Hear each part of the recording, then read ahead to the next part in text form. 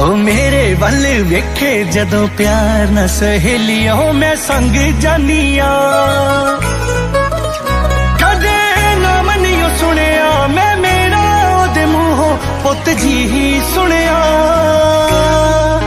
ओ मेरे सोने दी पसंद बड़ी सोहनिया क्योंकि उन्हें मैनू चुनिया ओ मेरे सोने दी पसंद बड़ी सोहनिया क्योंकि उन्हें मैनू चुनिया।